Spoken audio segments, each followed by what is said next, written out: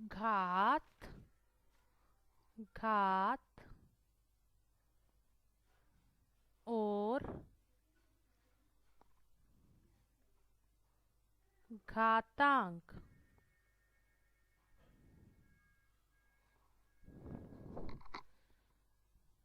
हम पहले करेंगे घात और घातांक क्या होते हैं। उदाहरण के लिए 2 की घात 5। 2 की घात 5 घातांक है। 2 आधार है और 5 हमारी घात है। तो हम इसे कैसे पढ़ सकते हैं? 2 की घात 5। यहाँ पर 2 क्या है? आधार। और 5 क्या है? घात। अब हम करेंगे घातांक के नियम। घातांक के नियम।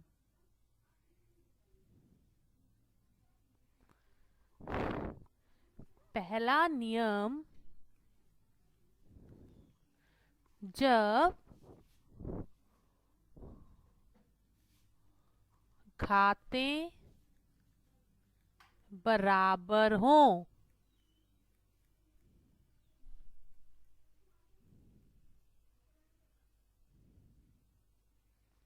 जब हमारी घातें बराबर हों।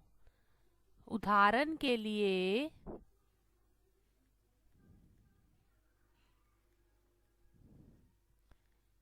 1 की घात m और b की घात m।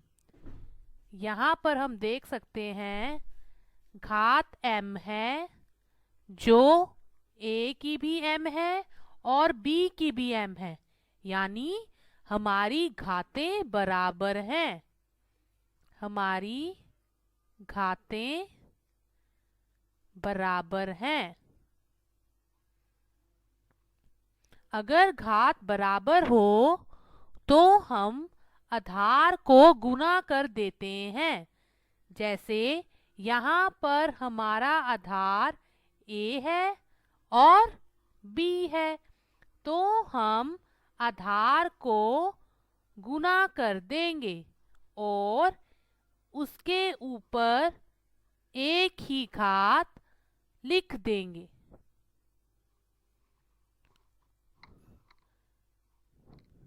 जैसे उदाहरण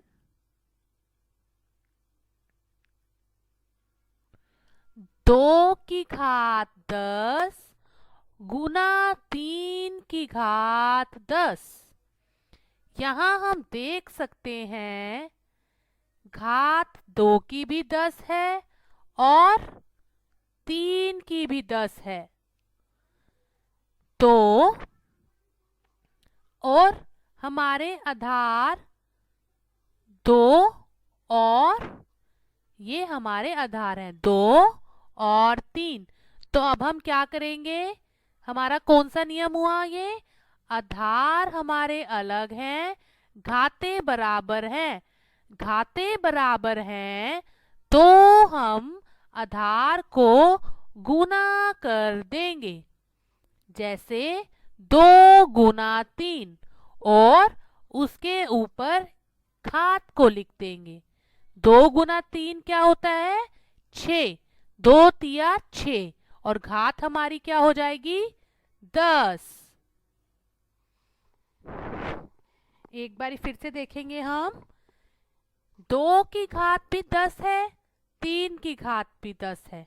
यानी कि कौन सा रूल हो गया? घात बराबर नियम। घात बराबर नियम क्या कहता है कि आधार को गुना कर दो। आधार को गुना कर दिया, 2 गुना 3, ऊपर घात एक ही बार लिख दी। 2 गुना 3 6 होता है। 6 की घात 10 हमारा उत्तर है। अब हम आगे बढ़ेंगे, जो हमारा दूसरा नियम है। हमारा दूसरा नियम हमारा दूसरा नियम है, जब आधार बराबर हो।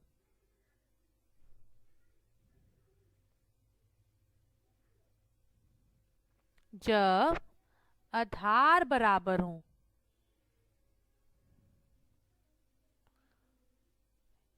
इसको हम आगे, इस नियम को आगे हम 2 भाग में विभाजित कर सकते हैं।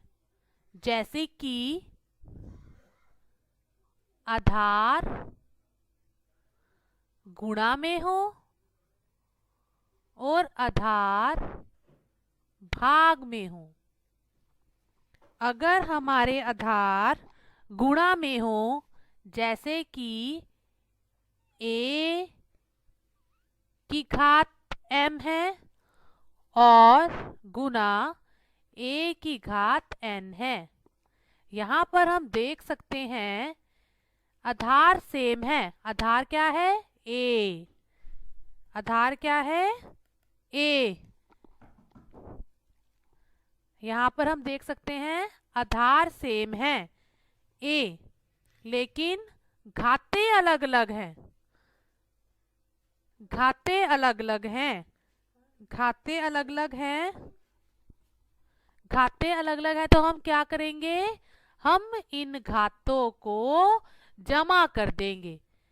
अगर आधार बराबर है और गुना में है, तो हम घातों को जमा कर देंगे। जैसे पहले लिखेंगे आधार, a लिख दिया, फिर हम घातों को जमा कर देंगे, m जमा n। इसी प्रकार हम भाग वाला करेंगे नियम। जैसे a की पावर m मीन्स, मतलब कि a की घात m है भाग a की घात n है। यहाँ पर हम देख सकते हैं हमारे आधार तो बराबर है, पर जो हमारी घातें हैं वो अलग हैं। यहाँ पर हम क्या करेंगे? आधार लिखकर घातों को घटा देंगे। ये था हमारा दूसरा नियम, जिसके हम कुछ उदाहरण करेंगे।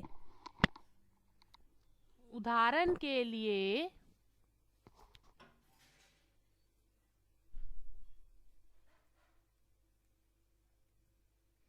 2 की घात 4 गुना 2 की घात 6। सबसे पहले हम ये देखेंगे यहाँ पर कौन सा नियम लग रहा है। हमारी घातें सेम है क्या? नहीं, हमारी घातें बराबर नहीं है। अब हम देखेंगे आधार बराबर है क्या। यहाँ पर हम देख सकते हैं आधार बराबर है 2 और 2। अगर हमारे आधार बराबर हैं, फिर हम क्या देखेंगे कि आधार गुना में है कि भाग में है। यहाँ पर आधार गुना में है। अगर हमारे आधार गुना में है, तो हम घातों को जमा कर देंगे। देखिए कैसे करेंगे। हम आधार को एक बार लिख देंगे, ऊपर घातों को जमा कर देंगे। जैसे कि 4 + 6 10। इसका मतलब हमारा उत्तर क्या है? 2 की घात 10। ऐसे ही हम एक और उदाहरण करेंगे। 2 की घात 6 भाग 2 की घात 5। यहाँ पर हम देख सकते हैं कि हमारी घातें अलग अलग हैं, लेकिन आधार बराबर हैं और आधार भाग में है। अगर हमारे आधार भाग में होते हैं तो हम घातों को घटा देते हैं। जैसे हम पहले लिखेंगे आधार, फिर ऊपर से घातों को घटा देंगे। 6 में से 5 गए 1, तो 2 की घात 1 मेरा उत्तर है। अभी तक हमने 2 नियम करे। जब हमारी घातें क्या हो, जब हमारी घातें बराबर हो, तब हम क्या करते हैं? आधार को गुना कर देते हैं। दूसरा नियम किया, जब हमारी घातें अलग हो, आधार सेम हो, आधार बराबर हो। अगर हमारे आधार बराबर होते हैं तो हम घातों को जमा कर देते हैं। अगर आधार किस में है? गुना में है। अगर आधार भाग में है तब हम घातों को क्या कर देते हैं? माइनस कर देते हैं, घटा कर देते हैं। अब हम अपने अगले नियम की तरफ बढ़ते हैं। तीसरा नियम, अगर किसी भी आधार की घात 0 हो तो उसका उत्तर 1 होता है। जैसे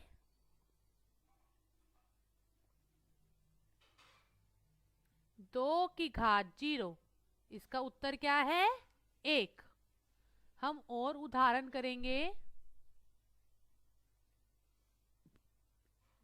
जैसे कि 4 की घात 0 प्लस 2 की घात 0, तो 4 की किसी भी आधार की घात 0 होता है तो क्या होता है? 1।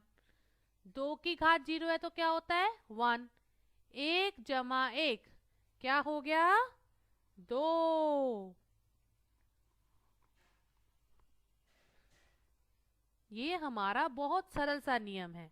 अगर किसी भी आधार की घात 0 हो तो हमने उसका उत्तर 1 लिख देना है।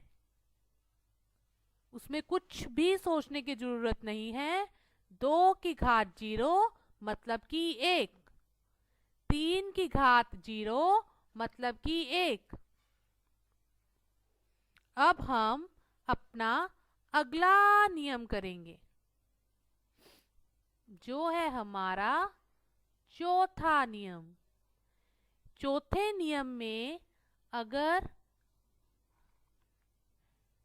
a की घात m और ब्रैकेट के ऊपर घात n है तो यहाँ पर हम देख सकते हैं 2 घातें हो गई ना। इन 2 घातों को हमें 1 बनाना होगा। हम कैसे बना सकते हैं इन 2 घातों को 1? इन 2 घातों को 1 बनाने के लिए हम इन्हें गुना कर देते हैं।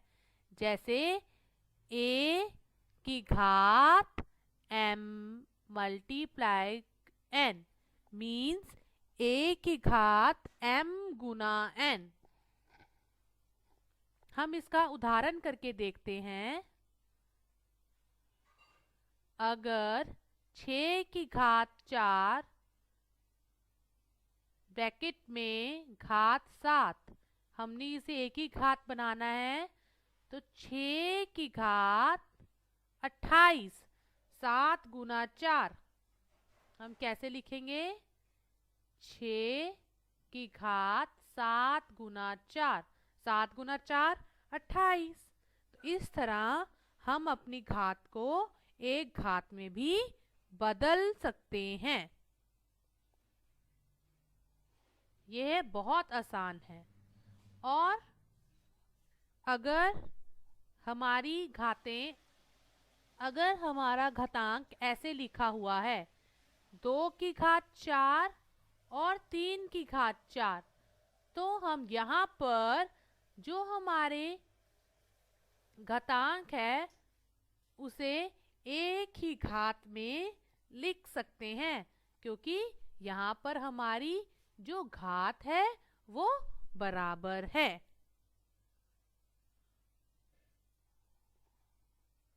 एक और करेंगे नियम हम। छठा नियम, अगर घात ऋणात्मक हो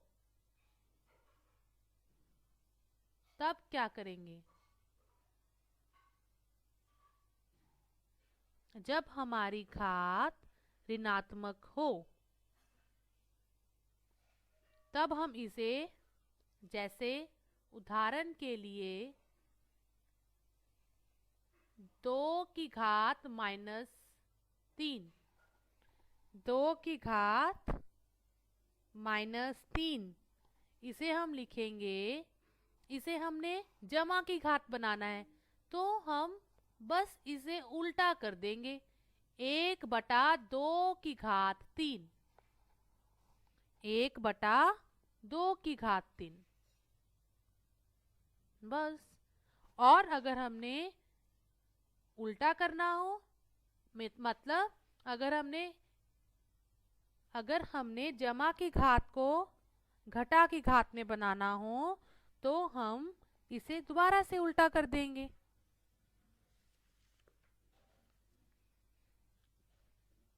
अब देखिए, अब हम इस पर आधारित कुछ प्रश्न करेंगे।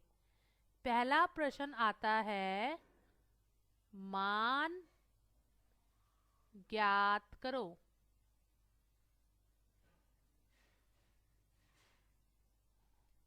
पहला प्रश्न आता है, मान ज्ञात करो। जैसे कि 3⁻²। हम क्या करेंगे? पहले तो हम इसे जमा की घात में बदलेंगे, इसको उल्टा करके। हमने उलट दिया, 1/3⁵, 1/3⁵। अब हम इसे क्या करेंगे? अब 3⁵ का मतलब होता है 3 2 बार, और 3×3 = 9 होता है। तो मेरा मान क्या आ गया? मेरा मान आ गया 1/9, और ये मेरा उत्तर है। हम दोबारा देखेंगे हमने कैसे किया। 3⁻²। पहले क्या करेंगे? इसे घात को जमा की घात में बदल देंगे, क्योंकि हम घटा की घात को नहीं खोल सकते। 1/3⁵। 3⁵ का यहाँ पर क्या मतलब है? 3 2 बार। हमने 3 को 2 बार गुना में लिख लिया। 3 × 3 कितना होता है? 9। तो 3⁻² का हमारा मान क्या निकला? 1/9। ऐसे ही हम और उदाहरण कर सकते हैं। जैसे दूसरा प्रश्न, अगर 1/2 की घात -5 है तो अब हम इसे उल्टा देंगे। उल्टाना मतलब 2/1⁵5। हमारा तो हमने मेनली क्या करना है? हमने घात को जमा में बदलना है, जो तभी बदली जाएगी अगर हम इसे उलट देंगे। तो हमने उलट दिया। उलटने पर हमें पता चला 2⁵5, मतलब 2 को 5 बार लिख दो। तो 2 दूनी 4, 2 दूनी 4, चार चौके 16 और 16 दूनी 32। ये मेरा उत्तर है। हम एक बारी फिर से देखेंगे। यहाँ पर 1/2 की घात -5 थी। हमने क्या किया, 2/1 की घात 5 कर दिया, क्योंकि हमने ये हमारी क्या है, ऋणात्मक घात है। ऋणात्मक को हमने जमा वाली घात में बदलना था। जमा वाली घात में बदलने के लिए क्या करना पड़ता है, उसे उलटना पड़ता है। जैसे 1/2 था तो उलट दिया, क्या कर दिया, 2/1। 2/1 की 5 का मतलब है, एक को 5 बार लिखूंगी तो 1 ही होता है। 2 को 5 बार लिखो, 2 गुना 2 गुना 2 गुना 2 गुना 2। 2 गुना 2 क्या हो गया बच्चों, 4। 2 गुना 2 4। 2 को हमने ऐसे ही लिख दिया। फिर 4 गुना 4 16। 16 गुना 2 क्या आ गया मेरे पास, 32, जो मेरा उत्तर है। अब हम कुछ और प्रश्न करेंगे जो इस प्रकार हैं। धनात्मक घातांक के रूप में व्यक्त करो।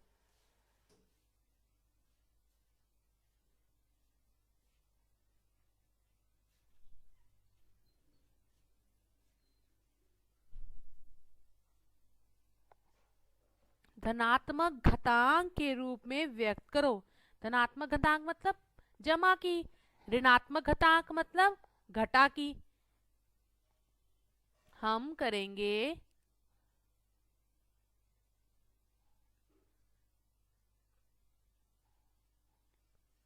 3 की घात -7 भाग 3 की घात -10 गुना 3 की घात -5। अब हमने यहाँ पर नियम लगाने हैं, ध्यान से नियम लगाने हैं। देखिए यहाँ पर हमारे क्या है, आधार बराबर हैं और जो हमारी घातें अलग अलग हैं। हम क्या करेंगे, और एक और चीज ध्यान में रखनी होती है, और आधार भाग में है, तो हम अपनी घातों को क्या कर देंगे, घटा देंगे।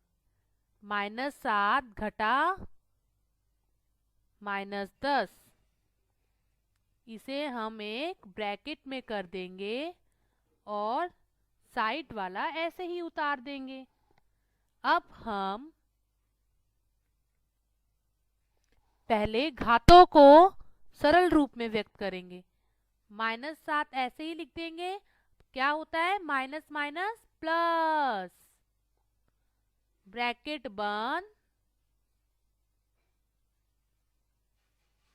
10 में से 7 गए 3।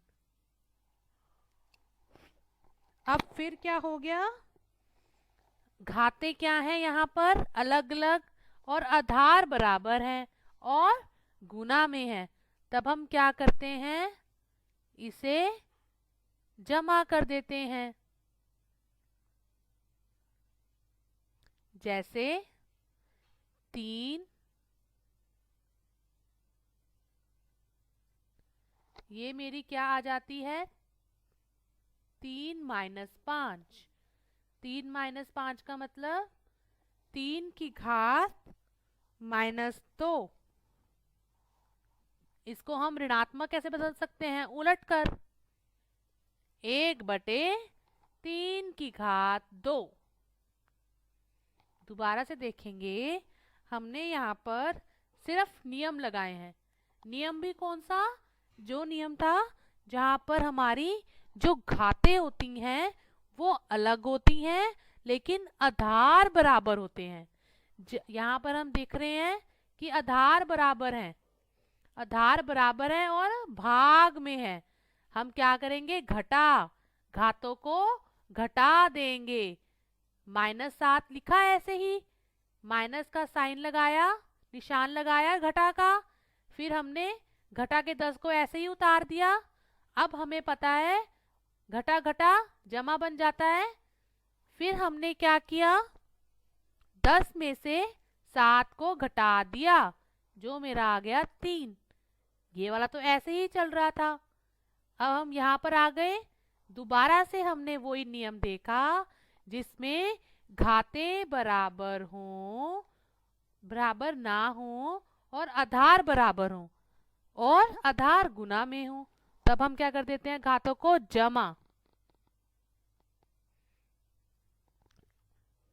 जमा और घटा, घटा होता है।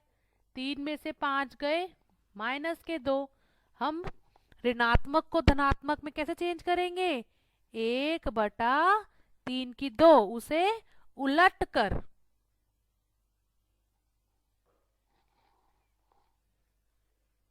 उसे उलट कर। अब हम एक और करेंगे प्रश्न।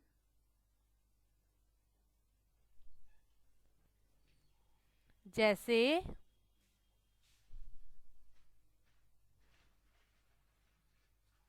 -3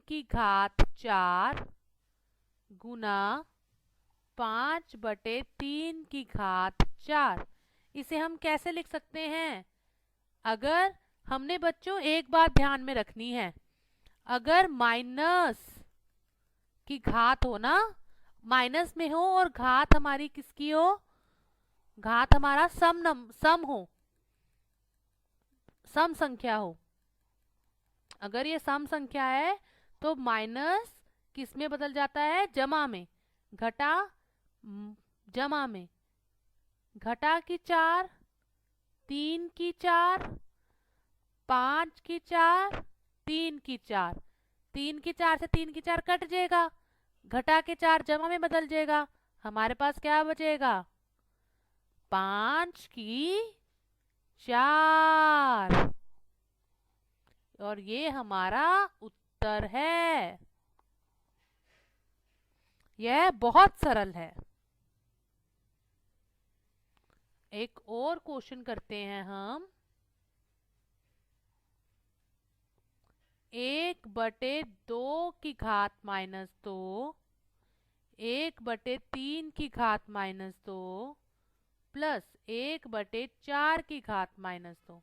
इसमें हम क्या करेंगे, यहाँ पर हम घातों को पहले धनात्मक घातों में व्यक्त करेंगे। धनात्मक घाते मतलब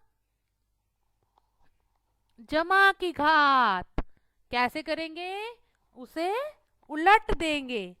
देखिए, 2/1 की घात 2 जमा 3/1 की घात 2 जमा 4/1 की घात 2। अब 2 की घात 2 का मतलब होता है 2 2 बार। 3 की घात 2 का मतलब होता है, क्या मतलब होता है, 3 2 बार। ऐसे ही 4 की घात 2 का मतलब होता है 4 2 बार। यहाँ पर 2 दूनी 4 जमा 3 तिया 9 और चौक चौकी 16। अब हम इसे क्या कर देंगे, जमा, 16 और 4 20 और 9 29। मेरा क्या है, उत्तर है।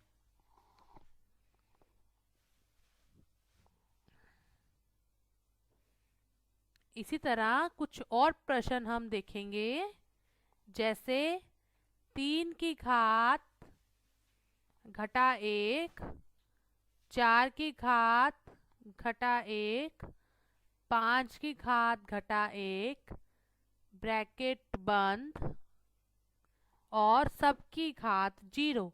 यहाँ पर भी हम क्या करेंगे, सबसे पहले हम सारी ऋणात्मक घातों को धनात्मक घातों में बदलेंगे। और वो हम कैसे बदलेंगे? 1/3 की घात 1, 1/4 की घात 1, 1/5 की घात 1 की घात 0। इसका मतलब हुआ 1/3 जमा 1/4 जमा 1/5 की घात 0। किसी भी आधार की घात 0 होती थी तो उसका मतलब क्या होता था कि आंख बंद करके 1 लिख दो। हमारा उत्तर क्या आएगा? 1। ये मेरा उत्तर है। ये बहुत ही सरल क्वेश्चन है, बहुत ही सरल प्रश्न है। अब हम एक और प्रश्न करेंगे जिसमें हमें m का मान ज्ञात करो।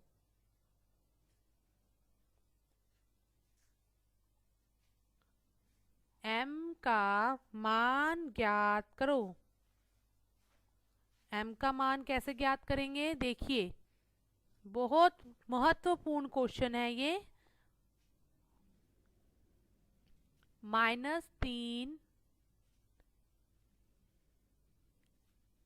की घात m+1 मतलब -3 की घात m जमा 1 गुना -3 की घात 5 बराबर है -3 की घात 7। यहाँ पर भी हमने सेम नियम लगाने हैं, वही बराबर देखनी है। यहाँ पर हम देख सकते हैं कि जो हमारे आधार हैं वो क्या हैं? बराबर। आधार बराबर है। आधार क्या है? बराबर।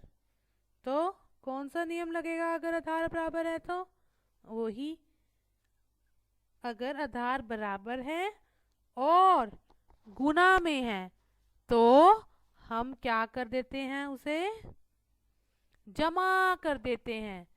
जैसे -3 की घात m जमा 1 जमा 5 बराबर है -3 की घात 7।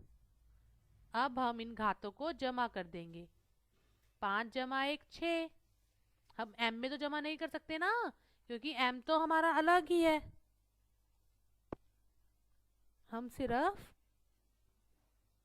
1 और 6 को जमा कर सकते हैं, 1 और 5 को जमा कर सकते हैं।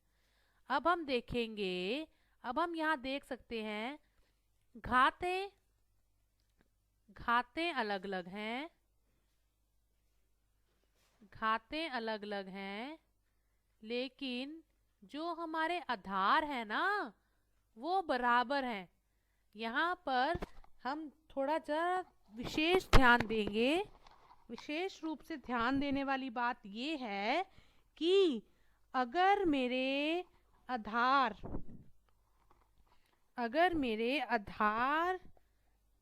बराबर हों और हमने उसे बराबर रखा हुआ हो, हम यहाँ पे देख सकते हैं बराबर में है, आधार बराबर है।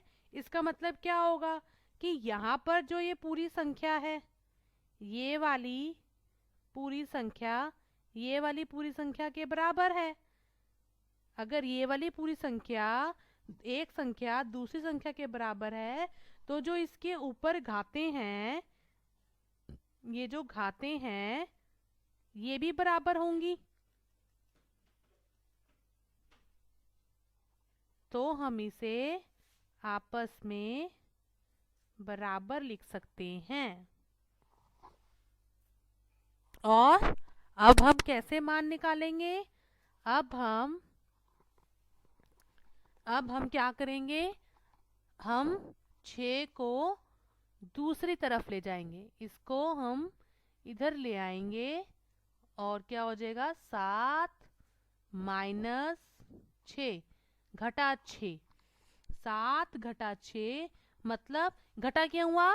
जब हम अपना स्थान चेंज करते हैं, अपना स्थान बदल लेते हैं, अपने पाले से दूसरे पाले में जाते हैं, तब हमारे जो चिन्ह होते हैं, अगर जमा का है तो घटा का हो जाएगा, गुना का है तो भाग का हो जाएगा, भाग का है तो गुना का हो जाएगा, मतलब बदल जाते हैं हमारे चिन्ह। यह बात ध्यान में रखने योग्य है।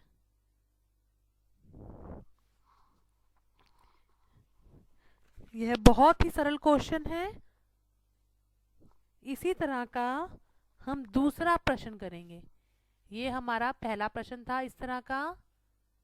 इस तरह का हम दूसरा प्रश्न करेंगे, जैसे कि 5 की घात m भाग 5 की घात -3 बराबर है 5 की घात 5। अब हम यहाँ पर क्या करेंगे? कौन सा नियम लगाएंगे? क्या देख सकते हैं हम यहाँ पर? हम यहाँ पर देख सकते हैं कि ये जो हमारे आधार हैं वो क्या हैं? बराबर। लेकिन जो हमारी घातें हैं वो अलग अलग हैं। तो कौन सा नियम लगेगा? घातें बराबर नहीं है, पर आधार बराबर हैं और भाग में हैं।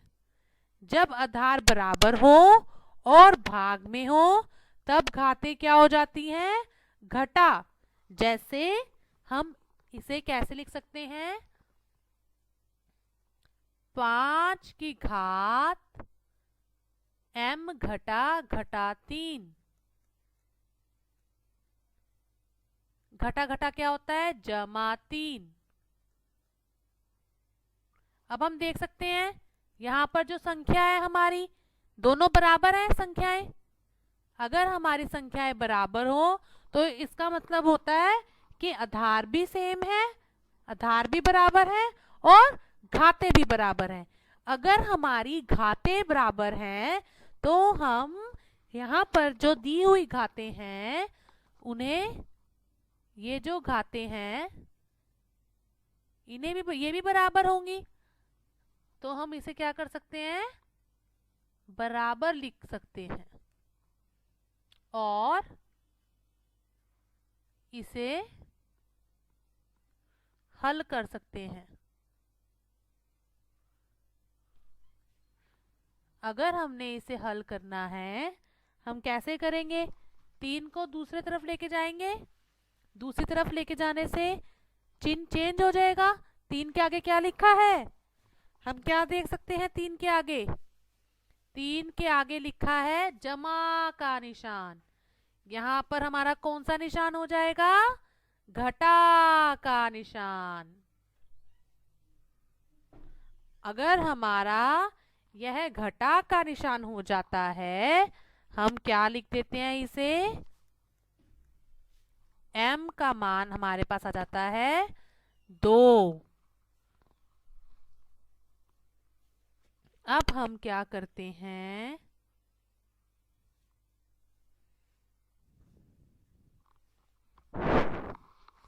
अब हम करेंगे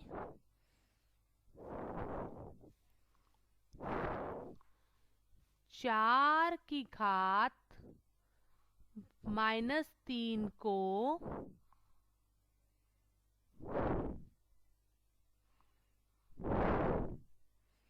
घात और उसके आधार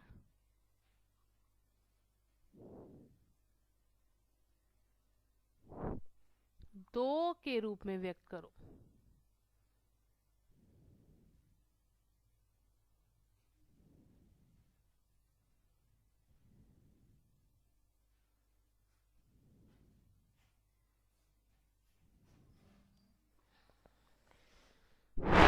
सबसे पहला हमारा हम क्या करेंगे? सबसे पहले 4 को कैसे लिख सकते हैं हम?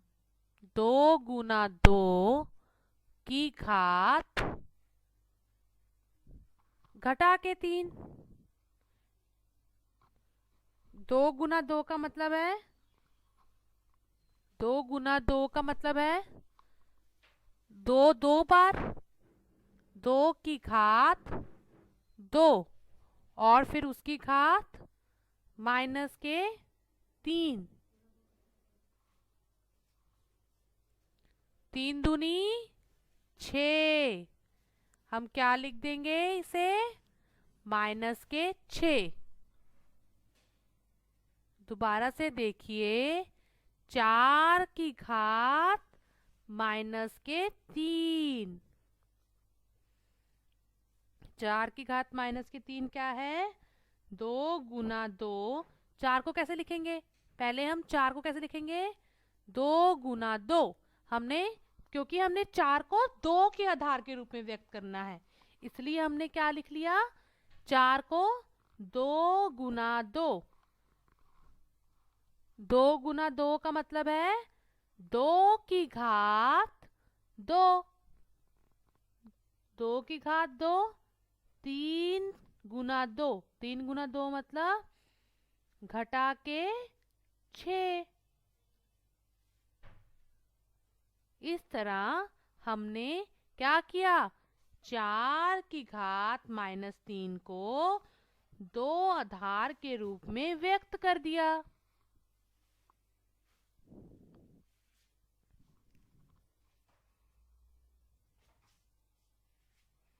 इसी तरह का हम दूसरा क्वेश्चन कर सकते हैं, दूसरा प्रश्न कर सकते हैं। 9 की घात 3 को घात और उसके आधार 3 के रूप में व्यक्त करो।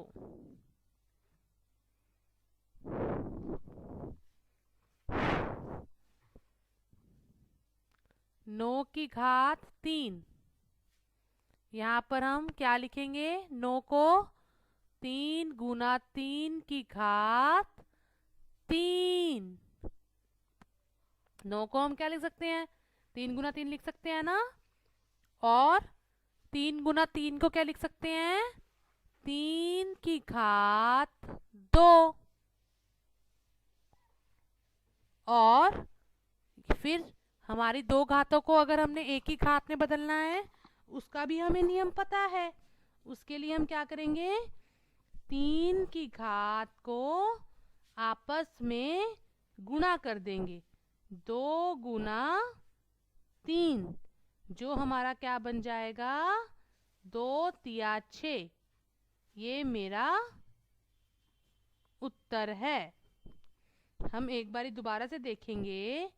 हमने 9 की घात 3 को 3 आधार के रूप में व्यक्त करना था, तो हम 9 को कैसे लिख सकते हैं?